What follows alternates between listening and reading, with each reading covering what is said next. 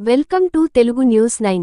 మాటు వేసి మహిళా గొంతులో 2 తులాల గొలుసు ఎత్తుకెళ్లిన దొంగలు. పట్టపగులే రెచ్చిపోతున్న దొంగలు, బంగారం ధరించే మహిళలు జాగ్రత్త.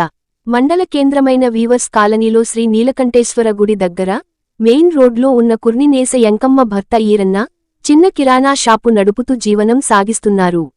మాటు వేసిన 2 దొంగలు పట్టా పగలు ఎవరు లేని సమయంలో ఒంటరిగా ఉన్న మహిళ యంకమ్మ గమనిస్తూ అక్కడక్కడే తిరుగుతూ గొంతులో బంగారు గొలుసును గమనించారు. దొంగతనం చేయడానికి అనుకూల పరిస్థితిని చూసుకోవడానికి మొదటిగా సిగరెట్ల తీసుకెళ్లారు.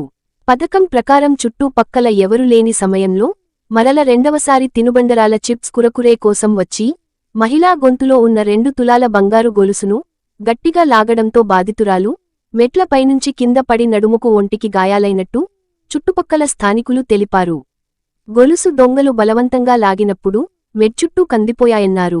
పట్టపగలు మిట్ట మధ్యాహ్నం 12 గంటల సమయంలో పక్కల గుడి మసీదు ఉన్న నడిరోడ్డు పైన ఉన్న కిరాణం షాపులో మహిళా గొంతులో బంగారు గొలుసును దొంగలు లాక్కెళ్లారు.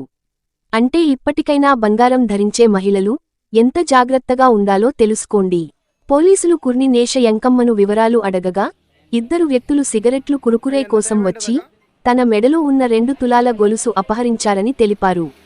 ఎత్తుకెళ్లారని వారు కొత్తవారు వాళ్లని మరలా చూస్తే గుర్తుపడతానని పోలీసులకు సమాధానం ఇచ్చారు. వాళ్లని వెతికి పట్టుకొని బాధిత మహిళలకు న్యాయం చేస్తామని పోలీసులు హామీ ఇచ్చారు. తెలుగు న్యూస్ 9తో విలేకరి సురేష్ నాయుడు.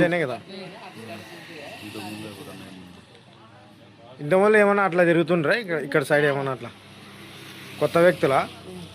ఫస్ట్ వచ్చి సిగరెట్ తీసుకెళ్ళినారంటండి. మరి ఒక హాఫ్ అన్ అవర్ తర్వాత మళ్ళీ వచ్చినారు.